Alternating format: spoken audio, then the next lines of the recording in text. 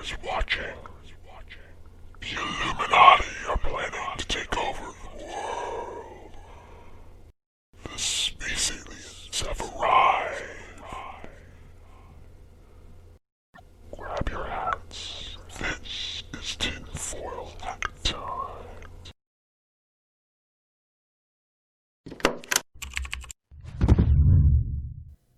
Welcome back to Tinfoil Hat Time. Well, today we want to talk about the American social credit score system. You're saying, wait, I haven't heard anything about this. I've only heard about that crazy dystopian Chinese one. And indeed, there is a crazy dystopian Chinese social credit score system. Let me review this very briefly in the event you have not seen any of this. Of course, the social credit system that we have in this country is mostly dealing with credit. But the problem is, we are starting to get a scoring system that is based on a lot of other things, much like the Chinese system. Now, this here is a translation of the Chinese law. We're not going to go through all of it. This just kind of gives you the background, and these show notes are going to be in the description. So go ahead and have a look at that. Read through what this has to do. It basically boils down to this. By the end of 2020, they wanted to implement this. Now, it was delayed a little bit because of the coup, but nevertheless, this is still something that is being tried, true, and implemented. And in fact, the coup has given not only China the ability to do things like this, but has also spread this on to other sites as well. What does it mean? Well, it means that if you happen to spit on the sidewalk or smoke in a place you're not supposed to smoke, or maybe you don't pay a creditor on time, a variety of things that might make you a little bit slimier to do business with, maybe. I mean, spitting on the sidewalk, who really cares? Not paying a bill, yeah, there's a little bit more having to do with that. But basically, this Chinese credit score system, if you get on the bad side of this, and by the way, it could be something like, crossing the street before the little sign says to go. That type of thing can get you publicly ostracized. So here is from Business Insider, a nice little list. It can ban you from flying or getting on the train. You want to go visit somebody? Want to leave the country for a little bit? Nah, not if you have a low social credit score. High-speed internet? No, you spit on a sidewalk last week. No more high-speed internet for you. You are going to be requisitioned down to 33.6. Good old cable modem days. They might ban you or your kids from attending some of the best schools or prevent you from getting jobs to pay for more things. They might want to keep you out of the best hotels. You go down to the flea-infested rat place.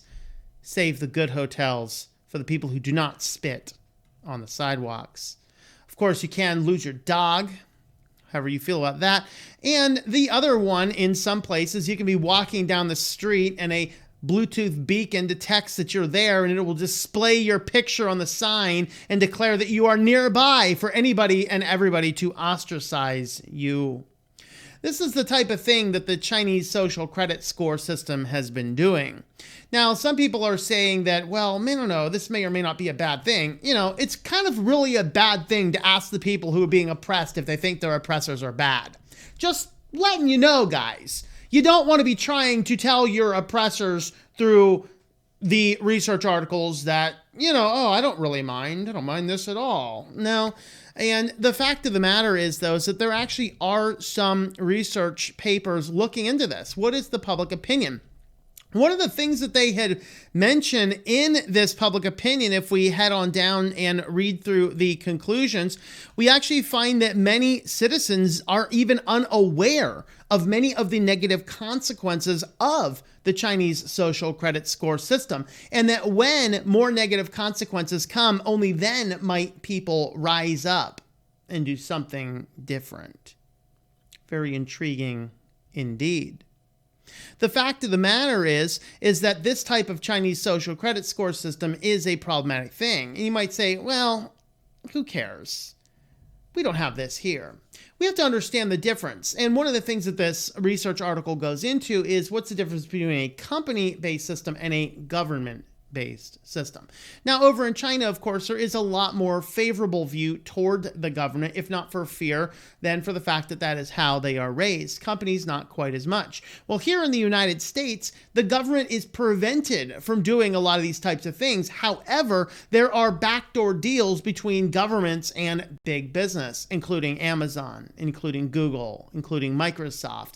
And when you are doing business with these big companies, you are engaging what is called the third-party doctrine. This is what Edward Snowden was so concerned about. The third-party doctrine says that it doesn't matter what the government can take or not take because you have consented to give your data to the big business, such as Amazon or Google or Apple or whatnot.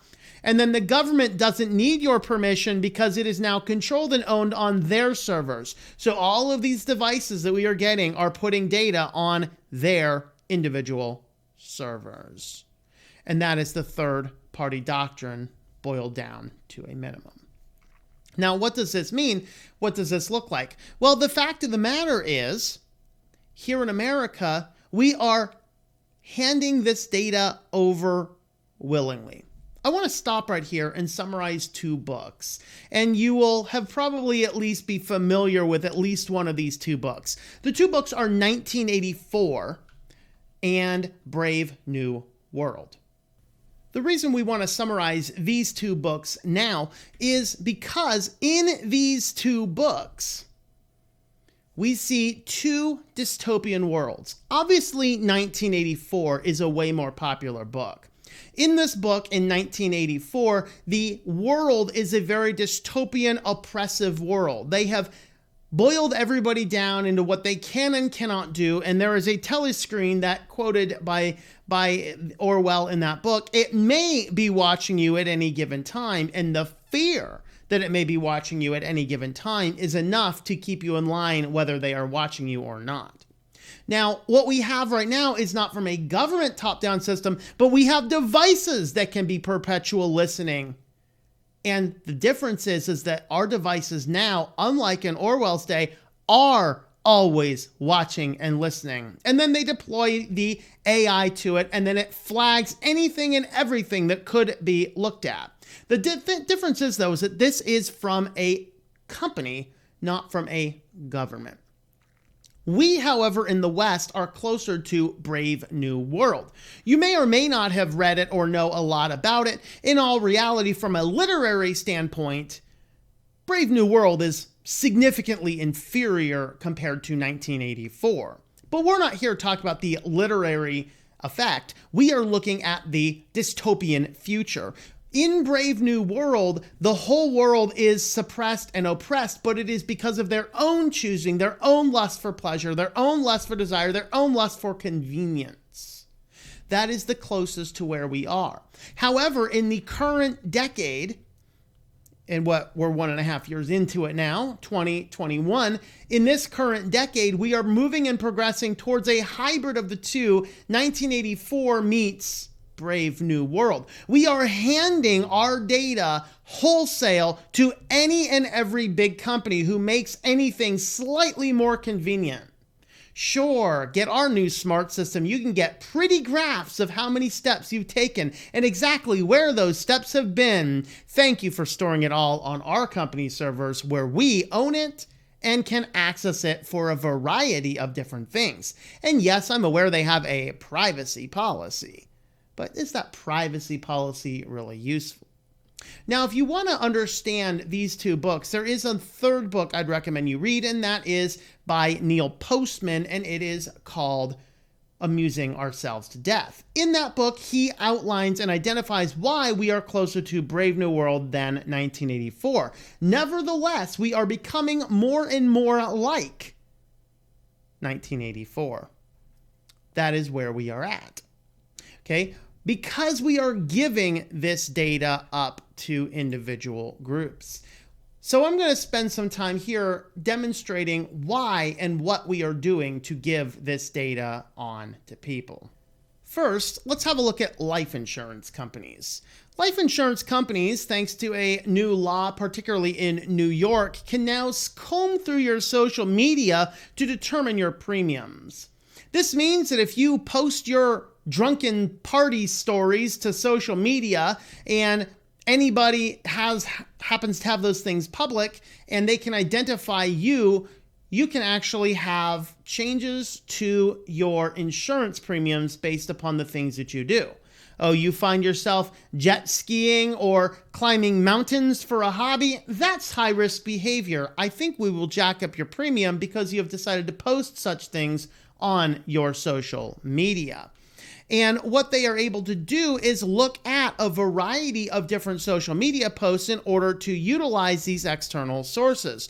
The Forbes says in here, they say in here, an insurer could not use external data sources, algorithm, or predictive for underwriting or rating purposes unless the insurer can establish that data source does not use and is not based on in any way on race, color, creed, national origin, status, as a victim of domestic violence, past lawful travel, or sexual orientation. In other words, hey, as long as you're not having gay sex somewhere, anything that you post on social media is fair game for us to use, and that sounds very equitable.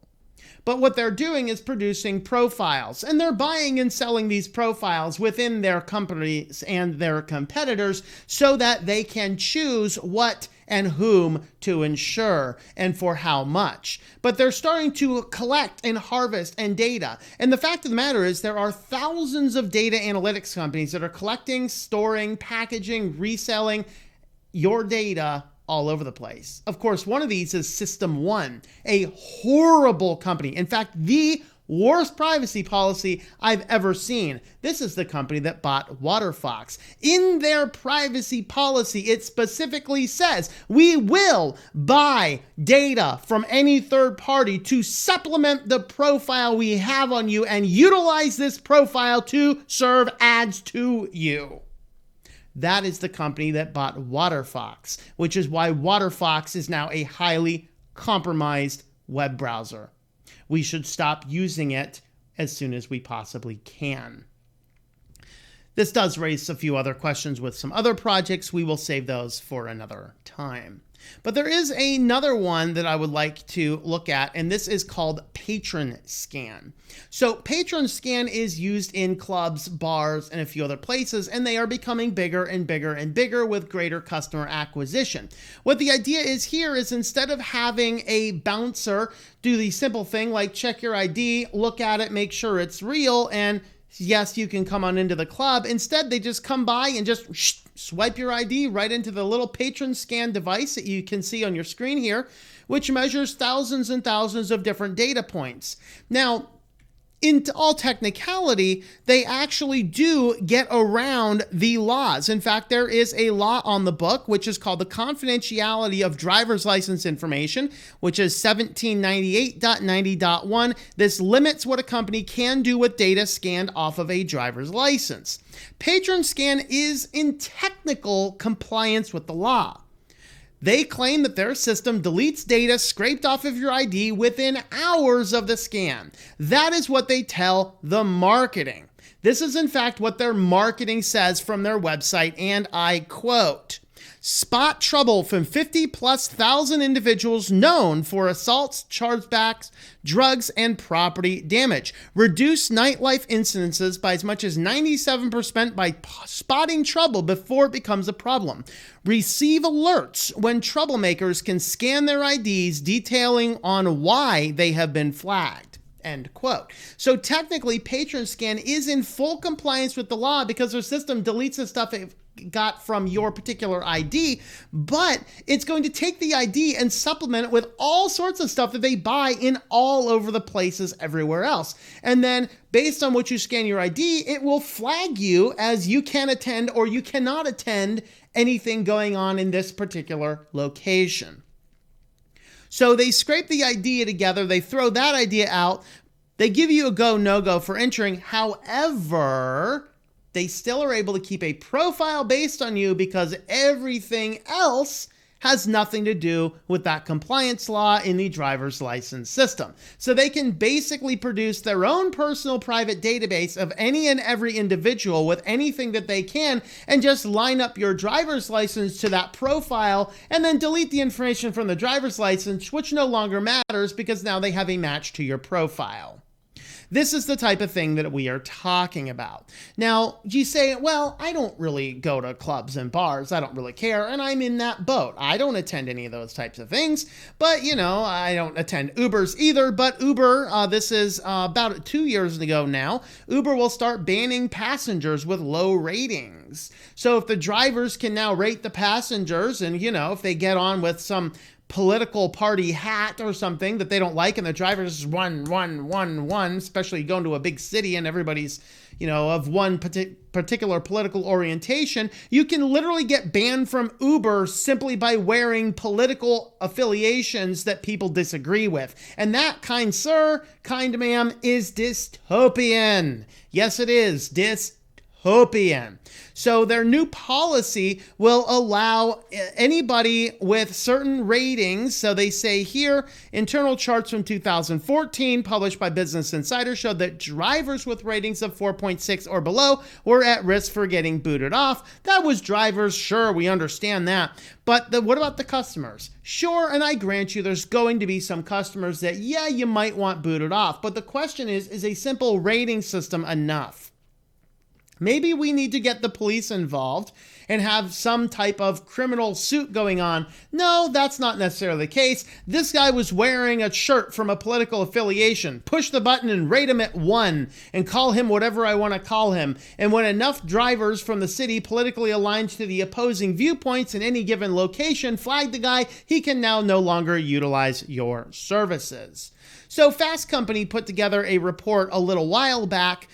This is back in August of 19, looking at the various ways that Silicon Valley is actually the one building the Chinese social credit score system and how these systems are being used. Of course, we've already talked about the scanners. We've already talked about the life insurance. Of course, not to mention the car insurance. I think every car insurance company is doing this now. Sign up, get our little GPS tracking box, put it in your car, and this will save you money. No, it's probably going to be used to cause your fees to go up or to cause you to fall into uninsurability. However, how long is it going to be before you cannot get any insurance one way or the other unless you are complying with utilizing one of these tools? And that is the danger that we are getting into. So what do we do about all that? Well, we have to be careful, and we'll kind of get into that. I don't think we're going to go into this particular report because it just kind of covers some of the things we did. Insurance companies, Uber, Airbnb, of course, did that. WhatsApp, I forgot about WhatsApp. That also, if you can get banned for wrong think on WhatsApp, you say, oh, good, I don't really want to be on Facebook properties anyway. Fair point. However, we have to recognize that in some third world countries, almost everybody is utilizing WhatsApp. Here, we don't necessarily have that. So this starts raising questions. Would a government-backed social credit score system like Chinese ever fly in the United States? Well, we're actively complying in it right now. So the answer, of course, is yes. Now, is it going to be based on government oppression? No, but we don't need government oppression. We need big business oppression. That is all we need. And how do we stop this? By failing to comply. We have to get to the point where we stand up and we say, no more. I will inconvenience my life to walk away from this company to not have to deal with this. This, ladies and gentlemen, is why I created the channel Switched to Linux, because I looked at what was coming on with Windows 10 and I said, no, they are not collecting a bunch of data from me because I'm using the system. And I started looking for other alternatives. It just turns out that Linux is infinitely more fun than Windows. I have a lot more control and I have any form of layout that I like for utilizing my systems, and the added bonus of the vastest majority of Linux distributions are not sending any data out to the cloud. I do the same thing with my smartphones. I use custom security and privacy-minded smartphones so that Android and or Apple do not have access to information on my devices.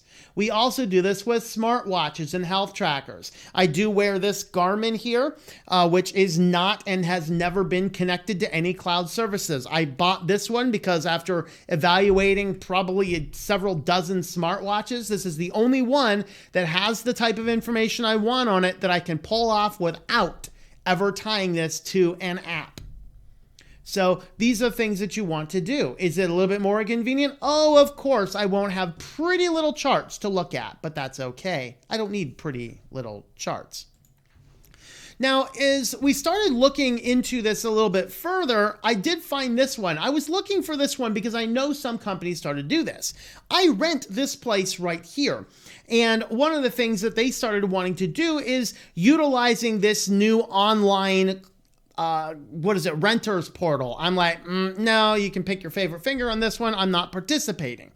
And with this company, and I forget the name of the company they're using, but they are affiliated with a very shady bank, which was actively caught abusing customer data, creating accounts with data that they had harvested from other places. And so I started looking into what some of these companies were doing, and I found this one, resident scoring from TransUnion. Because of course, a lot of landlords utilize your credit score to determine if you're worthy, but TransUnion's like, well, you know what? That may not be the best way of evaluating what we're doing. So let's go ahead and have a look at a very specific thing called the resident score. So not only do we have a credit score from TransUnion on our money, now we have a credit score from TransUnion based upon renters and how much you are evicted, or are you a late payer? Do you skip out on a lease? All of these companies are buying and selling these things. And as you start to go and look for a new place to live, you could be given the boot because they're like, sorry, our credit score system had an issue. Now we know how screwed up the credit scoring system is on the finances. Can you imagine the red tape getting through this when they screw up your resident score as well? So yes, TransUnion has given us the resident score. This is, of course, their big sales page. So it translates credit score histories to rental payment information. Tenant screening is really about understanding one thing. Is this tenant for you? Evictions, late papers, skipping out. Why is the score better? Credit scores are used to predict an outcome of a loan, not rental performance. Resident score is designed specifically for tenant screening by TransUnion, and tenant resident scores come with every Smart Move tenant screening package. And I have a fundamental question. Who out there agreed to enter into this Smart Move system? Who out there agreed to give their data to TransUnion to put it all together in a package? No, we need laws against this. We need laws against the credit score because every American got caught up in Equihack's leak, which leaked all of the information for every single American. And what did we get? Nothing. Their guys got bonuses. Their guys kept their job. We should be closing the company, taking every executive of the company, stripping them of all of their assets and all of their family assets, throwing them all in jail, and distributing the assets among every person because nobody asked to be part of this system. And that's what they're doing now.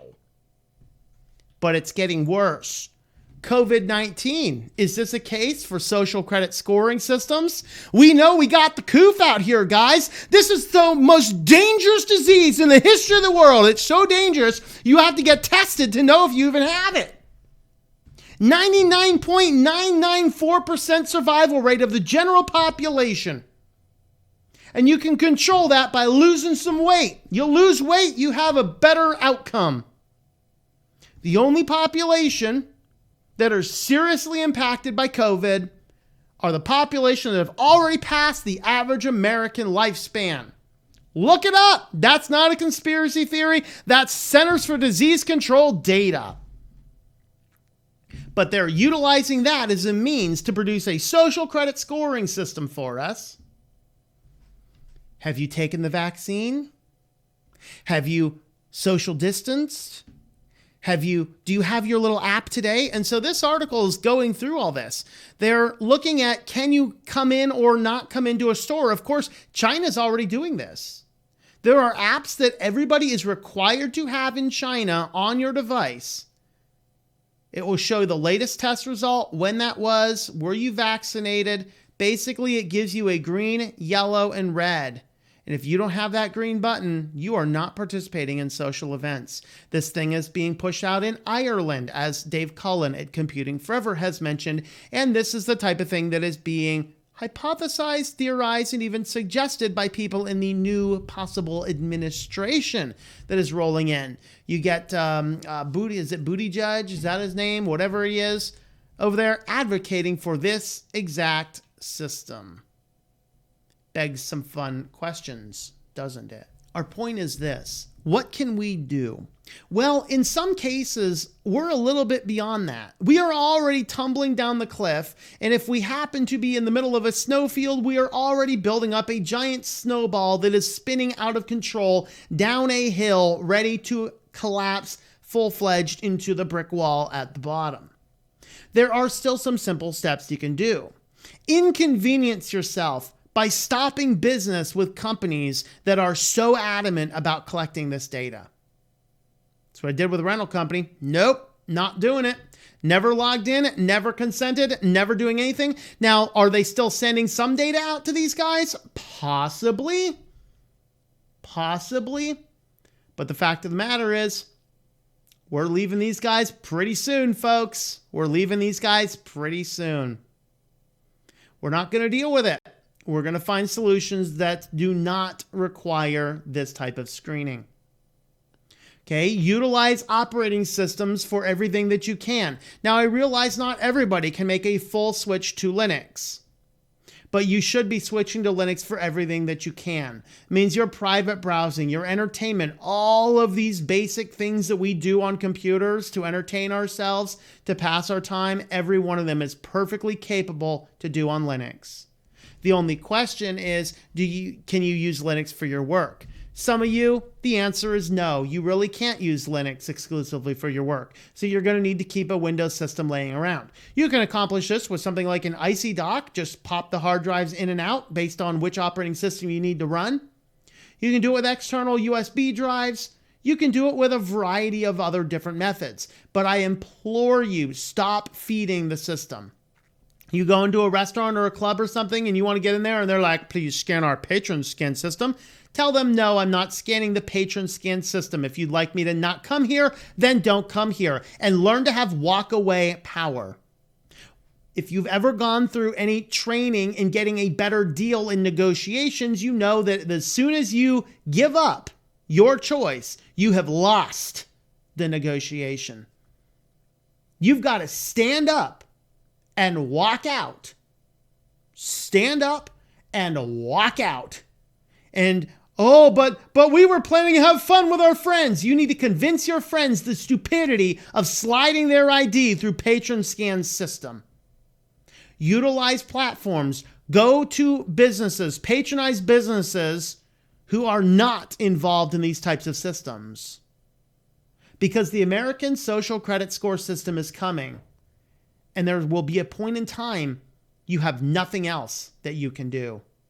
We'll leave this one here today. We do have some new merch available over on the store, shop.switchedtolinux.com. You can get this very nice new tinfoil hat time alien. This is actually the day version. We have a day and a night version of it. There's light shirts, dark shirt pattern designs, and things like that. So you can have a look over there and have a look over the website, switchedtolinux.com, for other information about switching to Linux and other resources. Thanks for coming along, and I hope that you enjoy switching to Linux.